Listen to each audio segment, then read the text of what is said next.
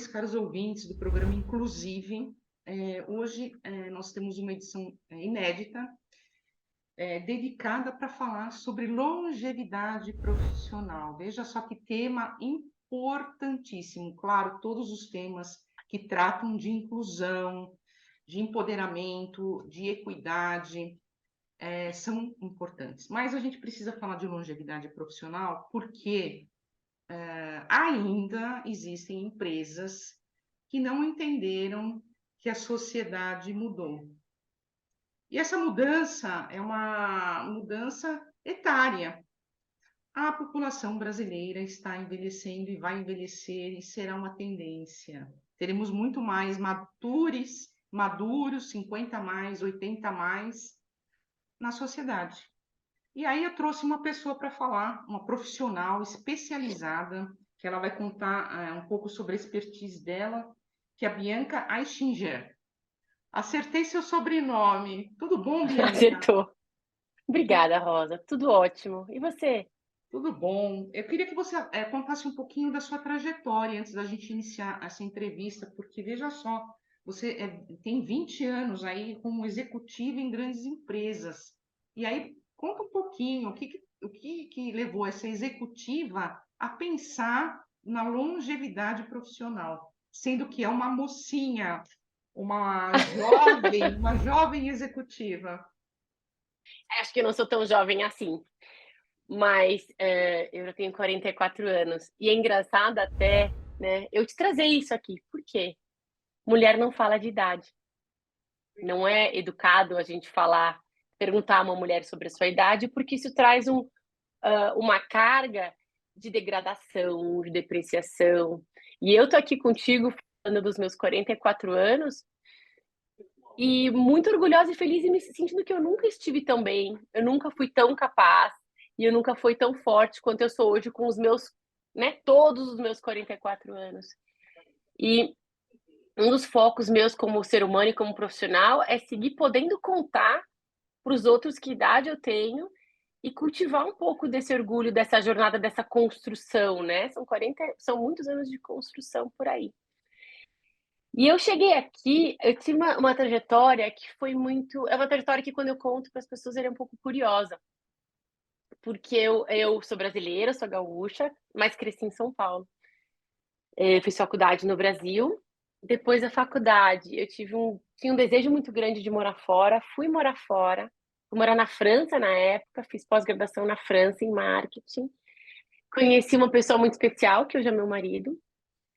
Passei 8 anos na Europa, e aí na Europa e nos Estados Unidos, entre estudos e trabalho, sempre focando muito na minha carreira em negócios. Meu negócio é negócios, é venda, é gerar resultado. Eu sempre trabalhei com esse foco.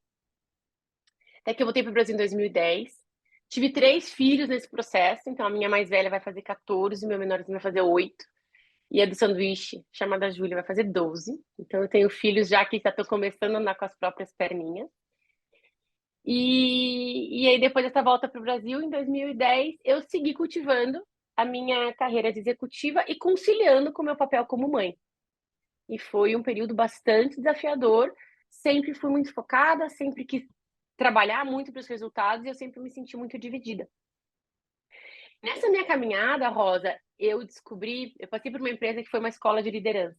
E eles traziam muito, com muito peso, essa coisa do liderar. E conforme eu fui, né, estudando, experimentando e vendo isso, eu fui percebendo como isso me nutria, como isso era importante para mim, como eu me sentia viva trabalhando com as pessoas, trabalhando para as pessoas. Até que veio a pandemia, eu me vi ainda mais dividida nesse meu papel de mãe e de executiva. O meu mais novo tinha 5 anos de idade e me incomodou demais essa minha ausência, porque eu tive que focar 90% no meu trabalho. Só que a minha família estava precisando de mim.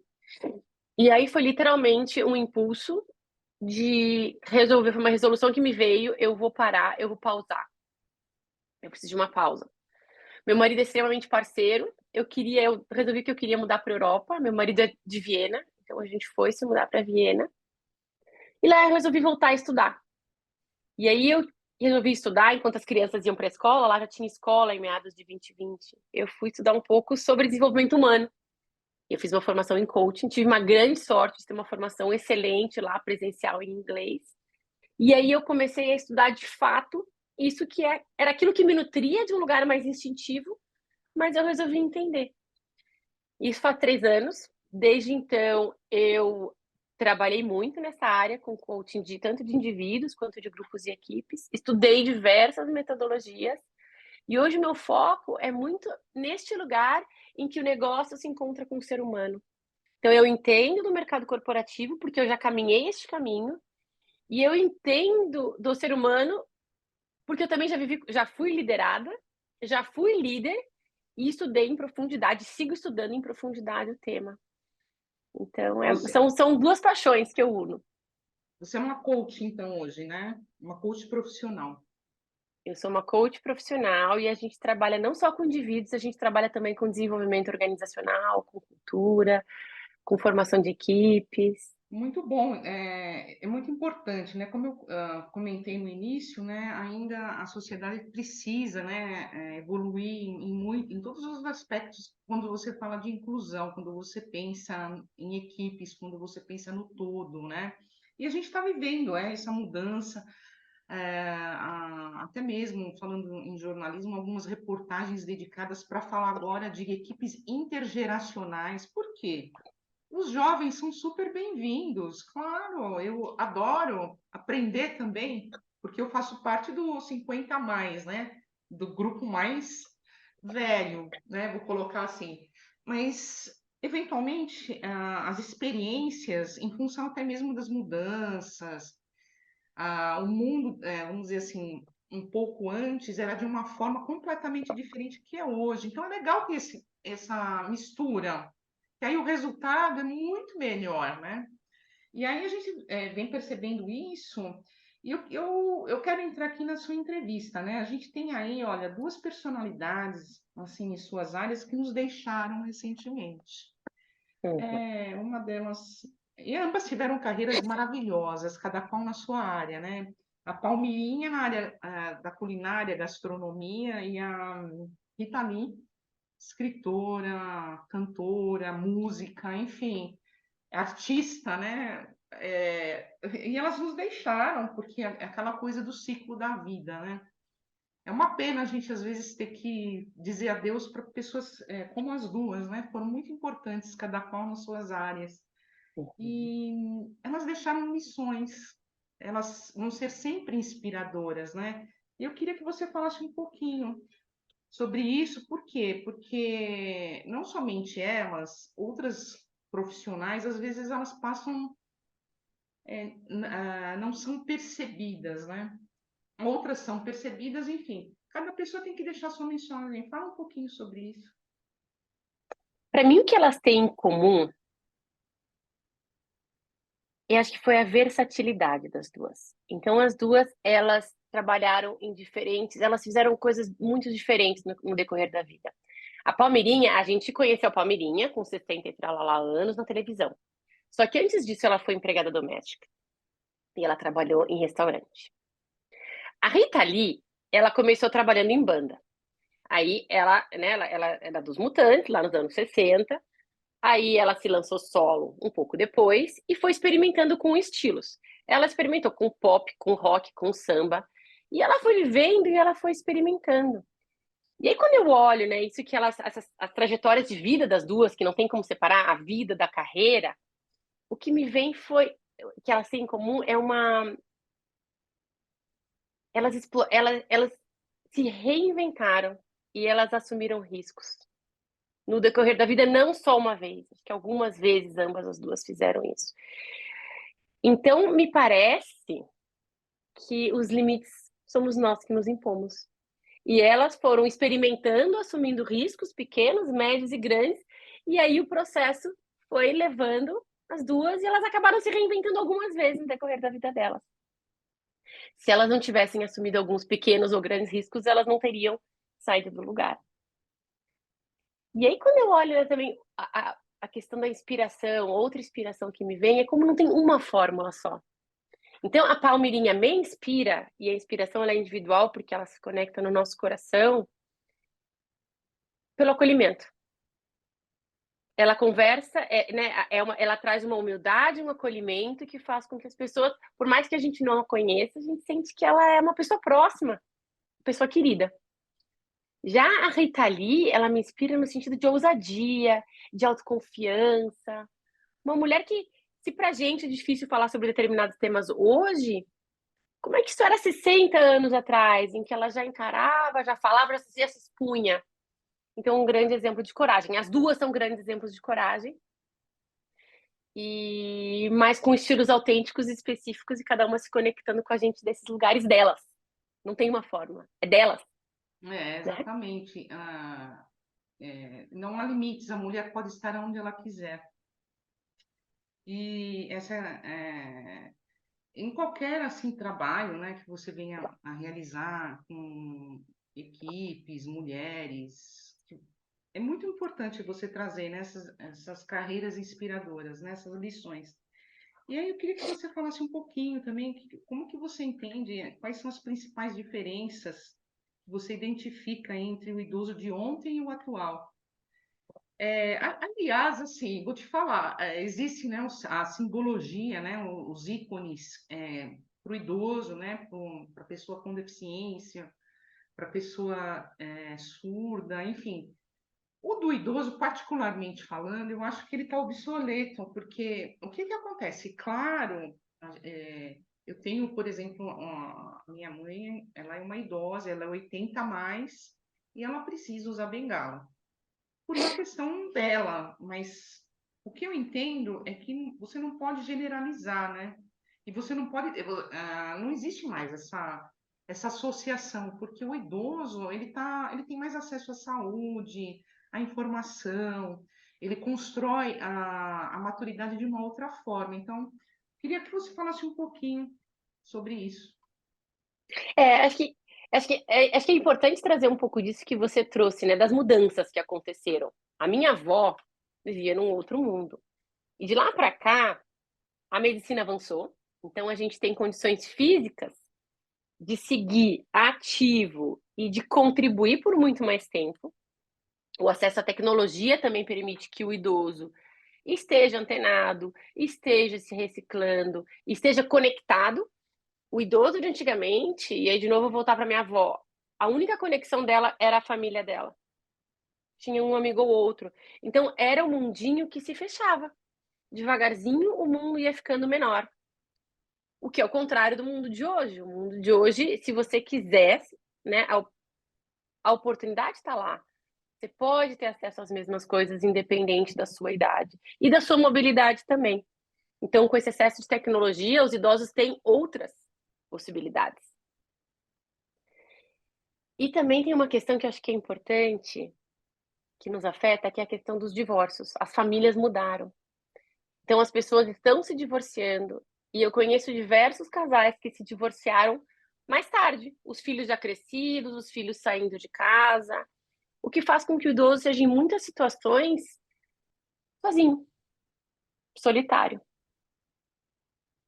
Então, acho que essas mudanças, elas trazem tanto a condição física e cognitiva para que o idoso siga trabalhando por mais tempo, ele pode seguir aprendendo também, e a nossa cognição é assim como os nossos músculos, se a gente exercitar e trabalhar, a gente se mantém saudável, mas se a gente se fechar e parar de trabalhar o cérebro, ele também vai perdendo a capacidade.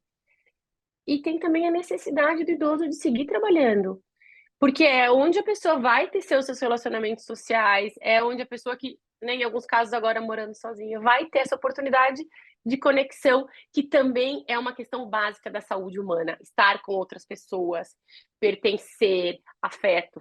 Não é só água, comida, sono, né? Isso também nutre. E além dos boletos para pagar, né? Porque, ó, eu estava olhando as estatísticas, Rosa. A idade média, a expectativa de vida do brasileiro em 45 era de 45 anos. Em 2000, era de 70. Em 2019, era 76,6. Em 2100, a expectativa de vida do brasileiro espera-se que chegue a 88 anos. Como é que eu vou me manter financeiramente? Se eu me aposentar aos 60 anos, cravado, parar de trabalhar, como é que eu vou me manter até os 88?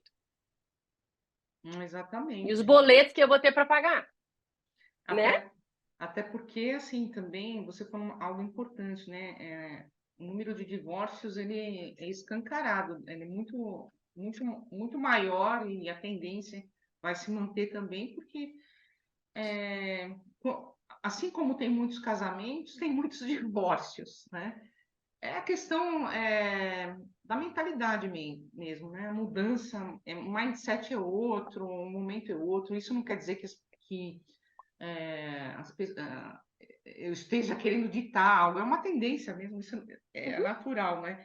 Agora você falou dos boletos, e aí vem o seguinte: o que a maturidade pode agregar no ambiente de trabalho? Acho que tudo, né? Como eu também comentei, eu não quero nem. Responde você, estou querendo responder por você. O que a maturidade pode agregar no mercado de trabalho? Tá, eu acho que assim, a pessoa que é mais madura, a gente parte do pressuposto que já caminhou mais, já deu mais passos na vida. E com isso já coletou diferentes experiências. Então vai através das experiências vividas, vai ter com outra condição de lidar com novas experiências, de uma forma ou de outras coisas podem se repetir. Então essa experiência, esse conhecimento, eles contribuem. Tem a parte emocional também, que ajuda bastante o idoso. E a idoso, a definição de idoso é a partir de 60. Até pouco tempo atrás a gente falava de 50 a mais era idoso. Né? Vamos dizer, a pessoa na segunda metade da vida. Tem uma condição emocional que a gente desenvolve com a maturidade, com o tempo, uma tranquilidade, uma resiliência, uma empatia, uma capacidade de comunicação que vem com o tempo. Então, o idoso ele pode trazer para uma empresa esse equilíbrio dessas outras perspectivas conquistadas que vão, na verdade, se a gente conseguir trabalhar a velocidade, a energia do jovem, aquele gás todo, aquele pique, com essa sabedoria, essa experiência, de fato as empresas eu acho que podem se beneficiar dessas perspectivas, dessa combinação das coisas, né? Me fala uma coisa, como que nós aqui, seguidores, ouvintes do Inclusive, conseguimos encontrar os seus endereços, contatos? Você pode deixar aqui para gente? Posso. A minha empresa se chama Quantum Development. A gente tem um site que é www.quantumdev.me e o nosso contato é quantumdev, quantum com M, dev, D-E-V, @quantumdev.me, M-E. Dev é desenvolvimento em inglês, né? Então é desenvolver me a mim. Muito bom. E aí, eu quero que você deixe uma mensagem. Qual que é o seu conselho para as empresas ou organizações que têm receio de contratar profissionais mais maduros? A conversa da maturidade, ela não é muito diferente, Rosa, da conversa de outras conversas sobre diversidade que a gente conversa muito mais no dia a dia, que eu acho que o etarismo ainda não surgiu numa pauta tão forte como algumas outras pautas relativas a gênero ou a opção sexual e identidade. Mas as empresas, para começar, o nosso cliente, o idoso, ele também é nosso cliente, não é? A gente não vai precisar vender para ele. Sim. Como, como é que a gente vai conseguir entender como pensa, como compra, como consome o idoso, sem falar com ele? Sem ter ele dentro de casa. Da mesma forma que para as mulheres, os carros, as propagandas são feitas geralmente para os homens. Quem compra carro, se você for ver e for fazer uma pesquisa? A mulher ou participa ativamente do processo, ou ela própria está comprando seu carro para dirigir. Enfim, às vezes é quem usa mais o carro em casa. Então, o, o idoso, ele é consumidor. Ele tem poder econômico. E eu acho que a gente fala com as empresas de um lugar também onde realmente se prioriza primeiramente. O idoso vai seguir trabalhando, vai seguir consumindo porque ele vai viver mais. E aí, na tomada de decisão e no equilíbrio, a gente percebe essas empresas novas, a gente trabalha bastante com empresas novas, aceleradas, como o ritmo que se impõe e o ritmo que o jovem traz e que o mundo traz alguns danos para o bem-estar emocional, para o bem-estar psicológico dessas equipes. E o idoso pode ser um contraponto nesse processo, com uma nova visão, com uma visão de mais maturidade, com uma visão mais clara de priorização, daquilo que é importante. Eu, mais velha, posso ter muito mais clareza do que é importante, do que aqueles que começaram a caminhar agora. Então, o idoso traz, eu acho que essa perspectiva de vamos pensar de verdade, o que importa? E isso, além de trazer resultados concretos, pode impactar muito positivamente a cultura, o engajamento, a moral da empresa, que tem sofrido demais nesses últimos anos. Muito bom, muito bom. Eu quero voltar a te agradecer a participação nessa edição. Podemos agendar novas entrevistas com novidades. Fique à vontade para nos procurar. E assim, caros ouvintes e seguidores, essa foi a nossa edição inédita desta semana. E pensem, se inspirem e tragam aí a Bianca para dentro de seus respectivos negócios. Ela pode também agregar valor aí, trazer muita novidade, muita informação para vocês. Obrigada, Rosa, obrigada, ouvintes. Foi um prazer para mim estar aqui com vocês hoje. Espero ter outras oportunidades. E adorei aprender aqui com você também. Falei um pouco do que eu sei, mas também aprendi um pouquinho. Obrigada pela oportunidade. Um prazer. Parabéns aí pelo trabalho, viu? Muito obrigada.